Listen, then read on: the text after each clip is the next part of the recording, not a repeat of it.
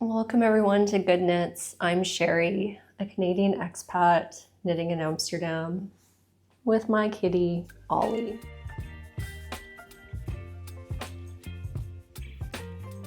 Okay, let's try to do a take of this intro without me crying. So I haven't posted a video in a while, and that's because the day that I actually posted my last video, August 28th, I got a call a few hours later from my stepdad letting me know that my mom had very suddenly passed away. So I've taken, the last month and a half to try to process that news, and also consider if I should even be recording a video. But the reason that I am sitting down to record this, even though clearly I'm in tears, is my mom was really proud of this channel, and she's actually the reason that I got back into knitting in the first place. So, my grandma had taught me when I was a kid. I wasn't very good. I never stuck with it. It was never a serious hobby. And then I think it was 2017, I went home at Christmas. It was the first year that I'd been living in Amsterdam, and I wanted a way to connect with her a bit more rather than just, sitting up and watching TV. I wanted to actually have a shared hobby with her. So I asked her to teach me to knit. My mom never really made clothes or anything, but she really loved knitting shawls, even though they weren't for herself. So for the longest time, she would knit shawls for my grandma. And she ended up just knitting shawls and scarves to donate to homeless shelters. So, she would make tons of these shawls. I'll see if I can find a picture to insert. But it was really, a meditative hobby for her, and I was looking for something to do for myself. So I asked her to teach me to knit a cowl, and it was a super chunky thing. I think it was on 10, 12 millimeter needles, might have even been bigger. They were these big plastic things, and I made so many mistakes that night, but she just sat next to me and helped me work through them. I finally finished that shawl. I wish I still had it, but I don't. And knitting just kind of stuck after that. So she sent me home with a bunch of yarn. I knit a really, poorly made acrylic blanket that I don't have anymore. I knit a few incredibly bad hats. And then COVID hit in 2020, and obviously we're all sitting at home doing nothing. So I decided to really pick up knitting as a way to fill my time and help me separate work from home. And that's when it really took off for me. So I knit my first top, I knit my first sweater, and I've never really looked back. And if it wasn't for my mom, I wouldn't be sitting here right now. And the other reason I'm sitting down to record is my mom was the biggest supporter of this channel. She was really proud of me for starting it, and just in general, making so many friends through knitting. So every time I'd post a video, she'd always be, I think, my first or second thumbs up. I'd always get a message from her saying how proud she was, and she spent the morning with me. And it was nice, especially, my family's back in Edmonton and Jasper, and being in Amsterdam is hard. For an expat, you are always reminded of just how far you are from family. You're lucky to kind of see people once a year or once every few years. And it felt like a way that I could connect with my mom, even being that far away. So even if I don't have a ton of knitting content to share today, I at least wanted to sit down and share my memory of my mom and basically record a video for her. Other than knitting, one of my mom's biggest hobbies over the last few years has been making these beautiful handmade cards. And when I was going through a really tough time this year, she kept sending me packages of cards that I could open when I was having a tough day. And on the day that she passed, I still had a couple cards left, and I opened one and it said, "I hope you're smiling today." And it said, "Sherry, what did you find to smile about today?" Remember to stop each day and think of something that makes you happy. Some days it might be hard, but it's so important. I always smile when I think of you. Love, Mom. So I just also want to ask you guys, what did you find to smile about today? I would love to know in the comments because I could really use some positivity right now. For me, I smile when I see these cards. I'm forever grateful that I have these from my mom. Or when I was in Canada, I ended up taking home like a whole bunch of these cases so that I would have cards of hers to use for the rest of my life. Yeah, it's like other than the cards, Ollie, my cat, also brings me so much joy right now. He's getting so big now, but he always does something each day that just makes me laugh. And he's become so cuddly. I let him sleep in bed with me now, so each night we spoon. Of course, I am the big spoon.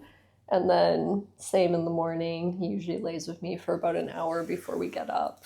And that always just like brightens my day. So yeah, leave me some comments with what you found to smile about today, because my mom's right.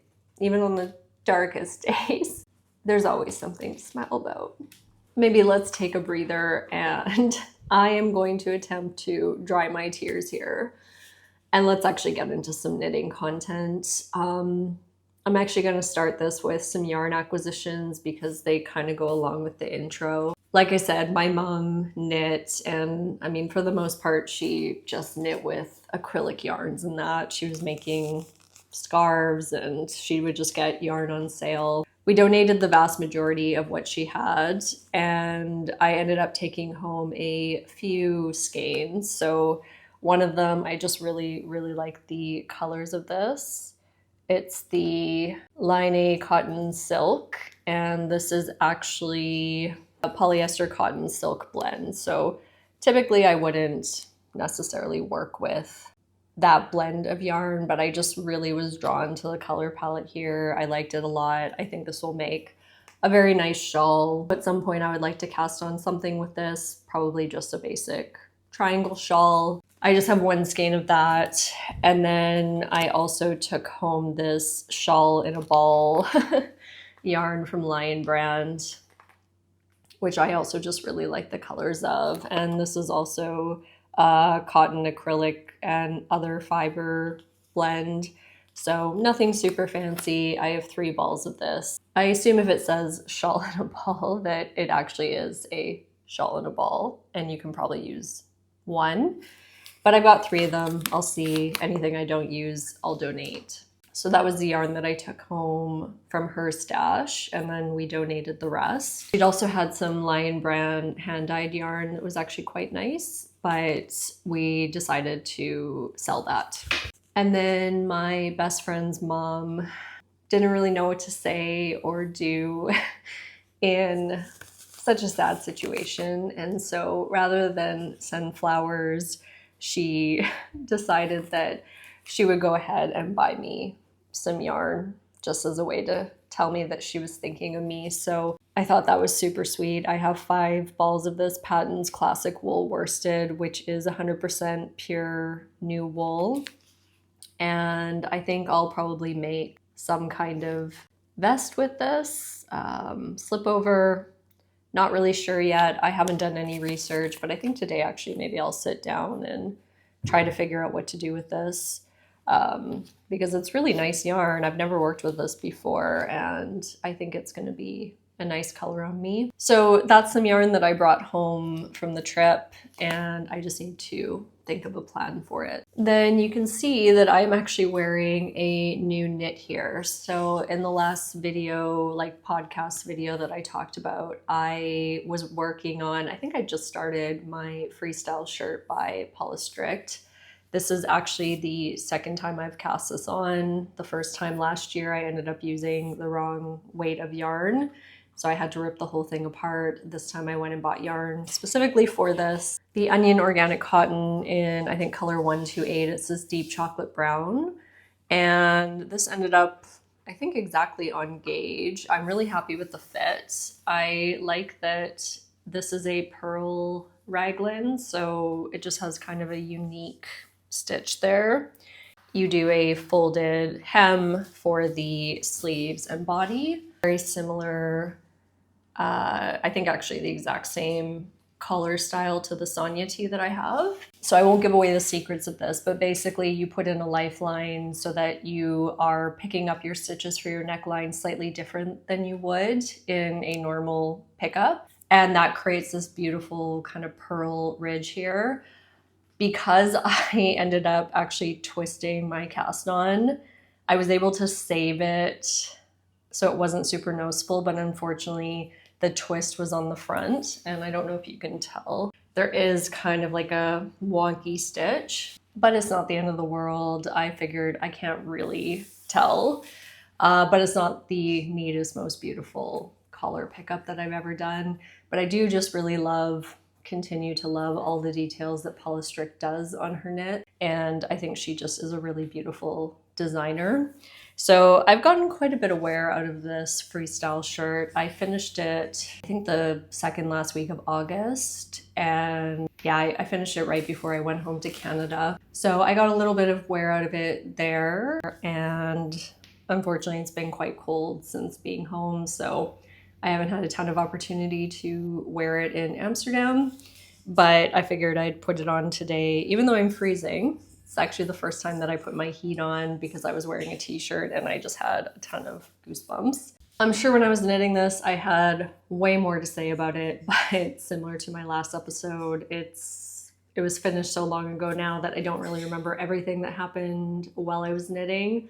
But what I do want to say is when I'm knitting with yarns like cotton or bamboo or silk, I always find I end up with this yarn barf. So pretty much without fail, my yarn will end up kind of tangling in on itself or completely falling apart, which was no exception with this one. The cotton just kept falling apart. And somebody on my Instagram gave me a very good tip, which was to put your yarn in a plastic bag while you're knitting, and then like basically a Ziploc bag, and then knit from that. What a lifesaver. Complete game changer for knitting with these types of yarn. So from that ball on, I always put it in a Ziploc bag, and I never ever had the issue again of the ball falling apart or getting tangled on itself. Definitely, if you have that same issue, I highly recommend putting it in a bag. So I'm gonna take that tip going forward. And I ended up buying 6 skeins of this yarn from Stephen and Penelope. And actually, while I was there buying the yarn, Stephen West was there and he actually asked me if I was a tourist. I'm like, no, I literally live a 10-minute walk away.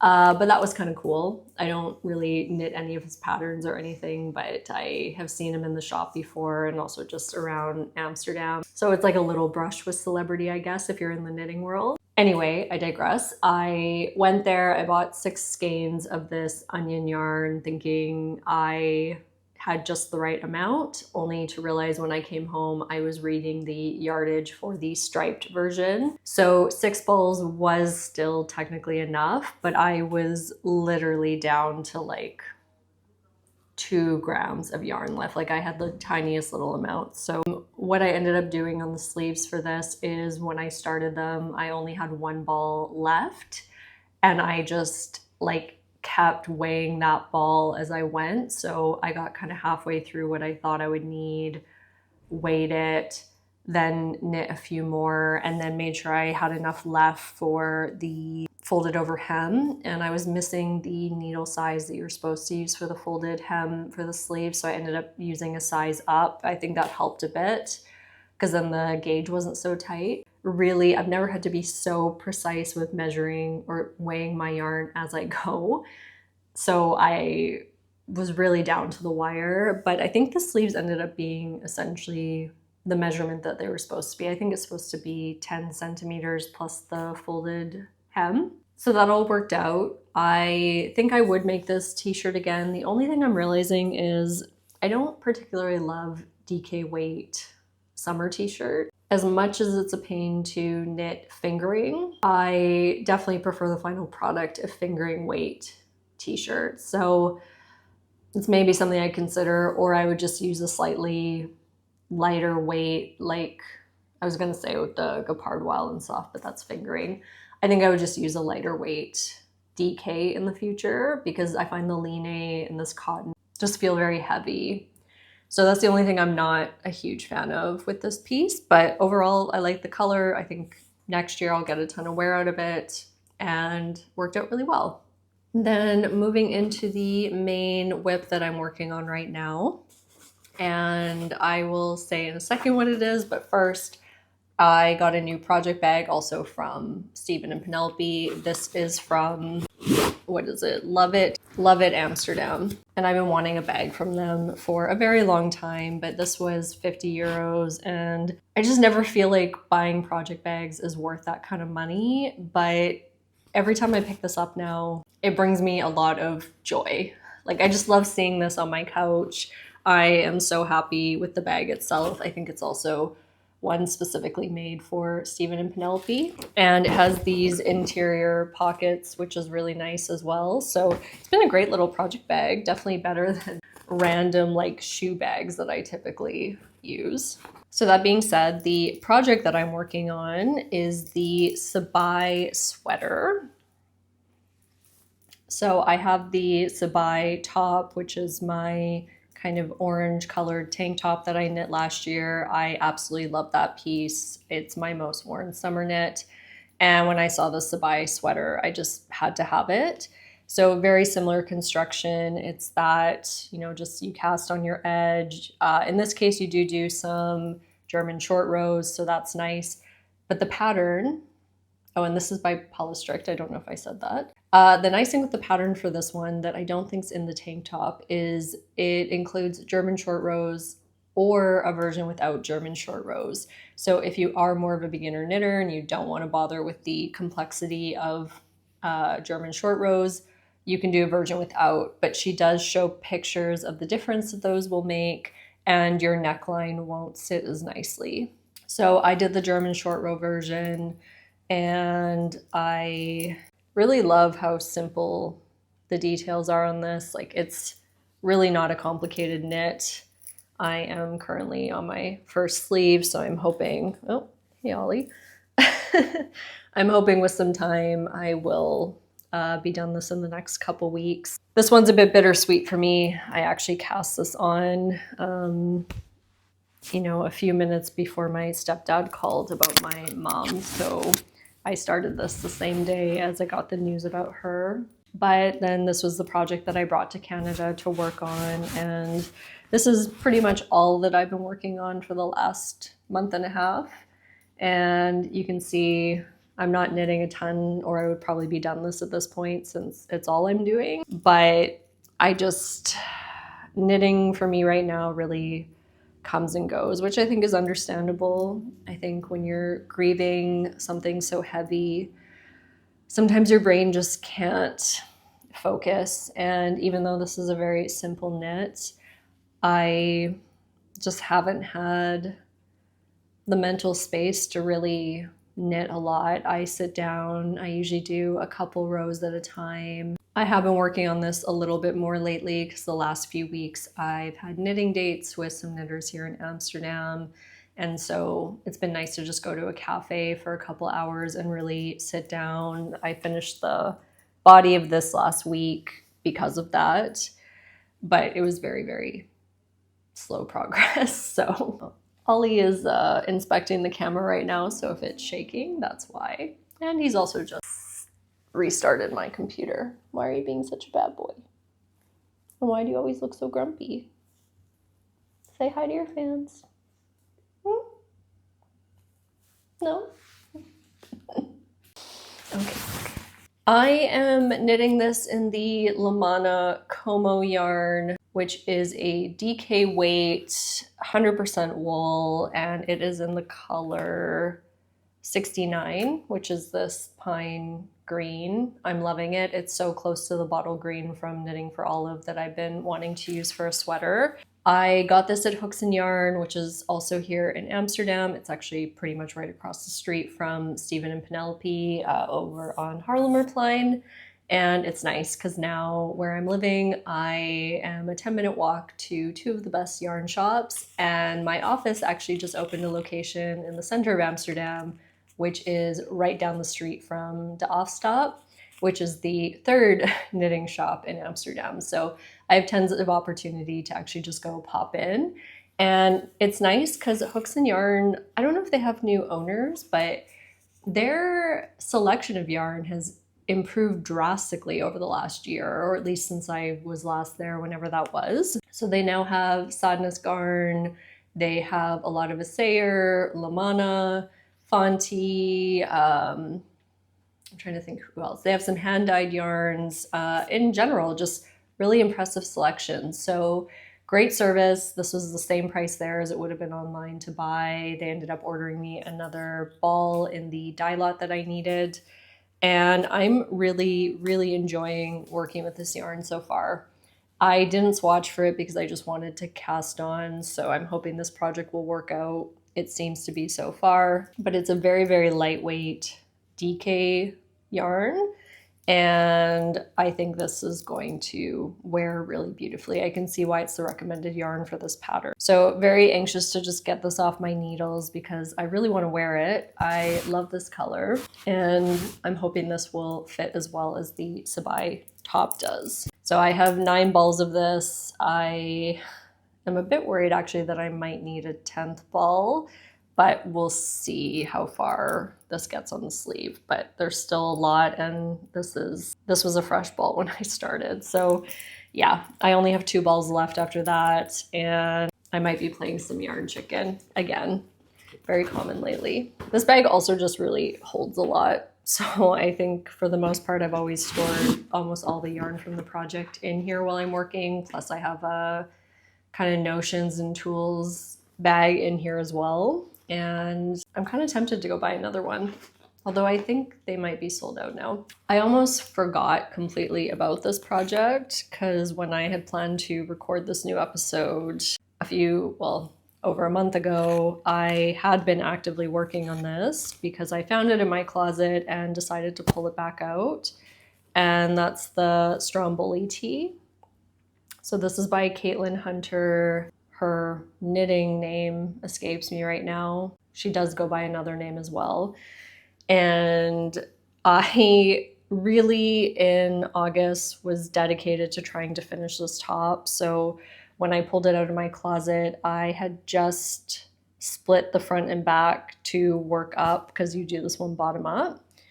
And you can see I actually ended up finishing both the front and back panels. And all I need to do now really is actually do the 3 needle bind off to connect these 2 top pieces here, pick up stitches for the neckline, and then do the sleeves. And for the sleeves, I was just going to do short sleeve stockinette. I really, really don't like the sleeves with the knot stitch on this pattern.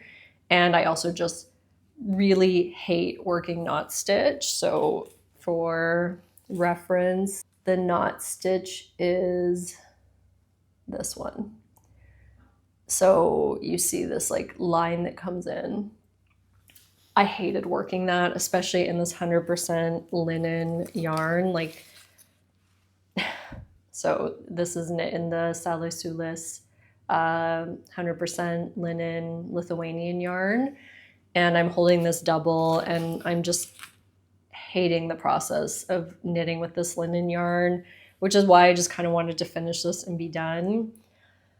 But obviously everything happened with my mom and I completely forgot that I even had this on my needles. And so I'm going to put it aside again and come back to it next spring, I guess. The intent is still to finish this because I'm so very close.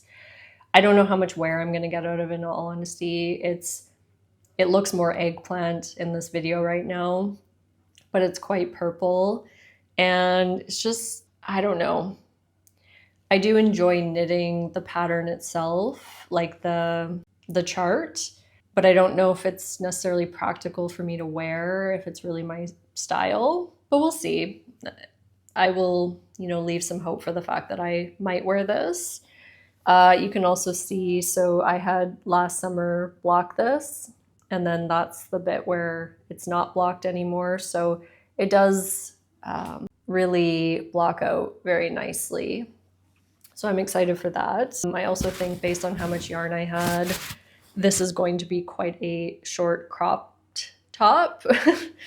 And we'll see how that goes. So that is the Stromboli Tee. I'm knitting it, I think, in the size 1, and I'll come back to it at some point. I've put it into hibernation on Ravelry. And then the only other whip that I have that is a carryover from last winter is the self-drafted Zauberball Shawl that I'm making in a fingering weight yarn. I had originally bought this yarn to do a more complex brioche knit shawl last winter, and then I just had way too much stress in my life and decided to rip that apart and just do a very, very simple stockinette project because I love this yarn. It's so beautiful. I am enjoying immensely seeing it knit up, and I had 2 balls of it, so I just am doing a very basic triangle shawl, which I'm having a tough time showing here. Yeah, you can see the yarn just works up really beautifully. I was doing increases only every second round on the edges here, and it grew so slowly. So I'm on the 2nd ball now. I just really want this to grow a lot faster, and I would like to knit it until the 2nd ball is done. So I, a few rows ago, decided to switch and start doing increases every single round. I don't know if you can even really tell that that's happening. It doesn't seem to make a drastic difference in how it looks, and I'm hoping it'll just grow a little bit faster now. I could maybe get away with wearing it as a shawl, but it'd be a stretch. So I'm gonna keep going. This is just like a really nice nighttime couch knit when I don't want to be doing, you know, increases for sleeves and having to count things. The way that I did this is I knit 3, I do a KFB increase, keep going, knit to the end until 4 stitches remain, do a KFB again, and then slip the final 3 stitches with the yarn in front to create that I-cord edge. So that's it. The notes for this are on Ravelry if you want to do something similar. This is super basic. And then I just did the tab cast on or something from Stephen West at the start just to create the point. And so I'm hoping to have the SABAI and this done pretty soon. And then I need to figure out what I want to work on next. Some exciting news. I booked tickets to Barcelona Knits on November 15th and 16th. So Yevgenia from Nicotina Knits messaged to say she's going and asked if I wanted to join. So I decided, yeah, why not? I've never been to Barcelona. It was a cheap flight and a hotel, so I'm gonna go for that. If you watch this channel, you're probably like, why would you go to a yarn festival? You don't really like collecting yarn or having a lot of it, and that is true. I will say I'm not super excited about the yarn festival itself because I don't really intend to go and drop hundreds, maybe even 1,000 euros on yarn. I want to be very particular, so I think I'm just going to plan for 1 or 2 specific projects. I am planning to knit, I don't know what number it is, cardigan number 11, I think, from My Favorite Things Knitwear. It's one that she came out with last year that is knit in a yak yarn. I was just going to use the intended, I think it's Lang yarn, but maybe I'll wait and buy the yarn for that when I'm there and see if I can find something. And I don't really know what else. I do want to make a zipper sweater light by Petite Knit finally. And I've got a few things on my queue. So also, if you want to support this channel, you can check out my wish list and buy one of the patterns for me, but by no means is that necessary. I also don't collect a lot of patterns. So yeah, I want to make a very intentional list of pieces that I want to make, and then a very intentional shopping list. I want to try to find some yarns from brands I've never worked with before, maybe even never heard of before, and really try to focus on that.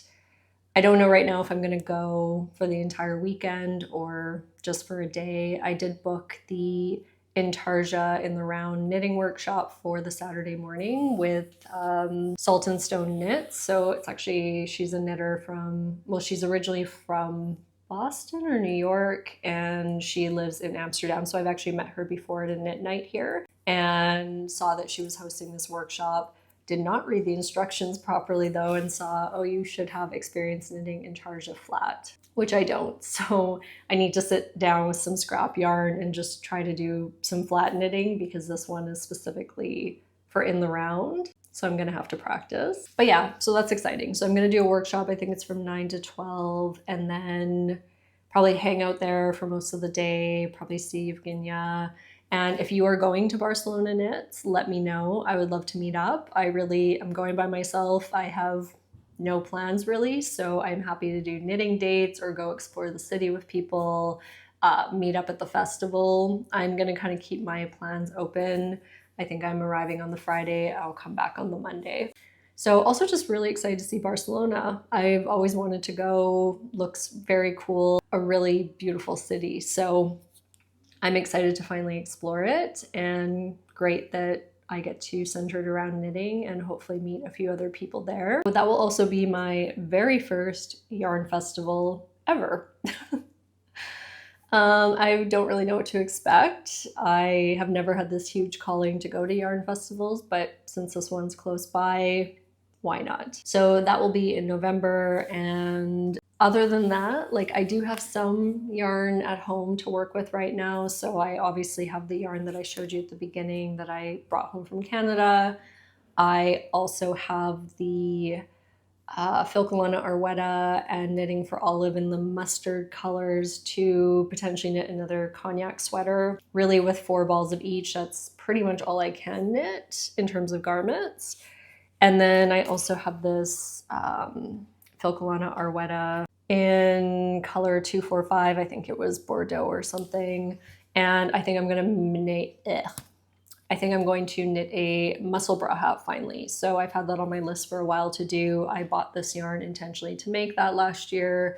And I think when I'm done my shawl, that will be the next thing that I cast on. So I do have some yarn here. The other thing I'd really like to finish is the staple skirt that I have. I wanted to add some length to that so that I'll actually wear it this winter. So I think I'm just gonna go in. I have a ton of yarn left over for that. Just pick up, rip out, and then do the folded hem again once I add a few additional centimeters. I really only need about 2 extra centimeters on that skirt, but it's gonna make a really big difference. And I do really wanna just wear more knitted skirts this winter. I have my skirt number 1 by My Favorite Things Knitwear in the Assayer Confetti Tweed. And I finished that in the spring and I never had a chance to wear it. But since fall has come, I'm wearing it all the time. Like I keep wearing it with this bright purple top, and because of all the colors in the yarn, it's perfect. It also has the same orange as my cognac sweater, so I think it's gonna go really well with that. And I would like to make some other skirts. So I'm also thinking with my fancy Pepita skirt, I might go ahead and use that same Landless yarn to knit a matching darker brown sweater. And I'd also like to make another sweater number 11 light. So I definitely have things in the works that I'm thinking about knitting. Of course, a lot of them are repeat patterns, which is fine. Once I like a piece, I do kind of enjoy just sticking with it because the fit is good. So I just need to sit down and really figure out, okay, if I'm only knitting 1 or 2 pieces at a time, which is kind of all that's realistic for me right now, what do I want to use that time for? And then make sure that I know that going into the yarn festival so I can buy yarn very intentionally for that. So yeah, my yarn stash is super small. I also went to a Knit and Note event last Sunday. They were doing a yarn swap here, also just down the street from me. I think all the knitters live over here in Amsterdam. So I went and took a bunch of my yarn scraps there, and then they used a point system, so you could use the points from the yarn you brought in to then get new yarn. I went quite early in the day, so there wasn't a ton to choose from other than acrylic yarns, but I got some really nice Assayer yarn, the Alpaca 2 in 4 different colors. I need to find a project for that. And a ball of drops alpaca that I think I'll use for some fingerless gloves. What else did I get? I got something else and it's escaping me. So I have a little bit of yarn there. I don't know what I'll do with it. And I'm not showing it because I don't know. I really have no plans and it's sitting in my closet and I forgot about it. guess that's everything I wanted to say today. I know this was a bit more of an emotional episode. Probably not the best one for first-time viewers. Sorry about that. But I am really glad that I got a chance to honor my mom, record a new video, and know that, she's hopefully looking down on me, happy about that. I don't want to give up the things that I enjoy, even though I'm sad right now. And don't forget to leave in the comments what made you smile today. I would really, really love to know that. It would mean a lot to me. And also let me know if you are going to Barcelona Knits, or even just if you're a knitter in Amsterdam and you want to get together one day. I canceled the knitting event I was supposed to host in September because it was on the 1-month anniversary of my mom's passing, and I just did not have the mental space to host anything at that point, understandably. And I don't know, honestly, when I will be prepared to host another bigger event. But I have really just enjoyed getting together with people one-on-one or in small groups to knit where I don't have to do any planning. So if you are up for a knitting date and you live here or you're just visiting, let me know. I'm really enjoying that right now. It gets me out of the house and doing something that I love. So I'm hoping now that I've had a bit more space from grief, and hopefully now that my life is getting a bit more on track again, I will be able to get back into knitting and really find the joy in that again, because I've really missed it, and I've missed connecting with people and just feeling like that is kind of my safe space. Okay, that's a lot. I appreciate if you've made it this far and been here, and just also all the support in general.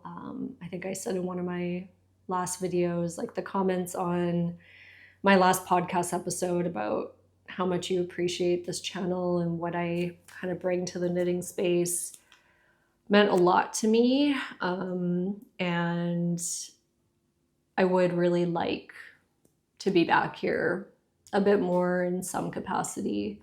And so we'll see what this channel evolves into. It also feels like maybe a lot of people, myself included, are kind of abandoning knitting podcasts a bit more. So I don't know what I want this to be at the moment, but I think definitely knitwear reviews will be a big part of it. I really love that part. And just maybe sharing the more honest side of knitting for myself. And that's also why I think I wanted to sit down and do this video today, because honestly, I've been grieving and knitting's been hard right now. And that's just reality. So thanks for being here today. Thanks for the love and support. And I'll see you next time I get around to recording a video. Bye, everyone.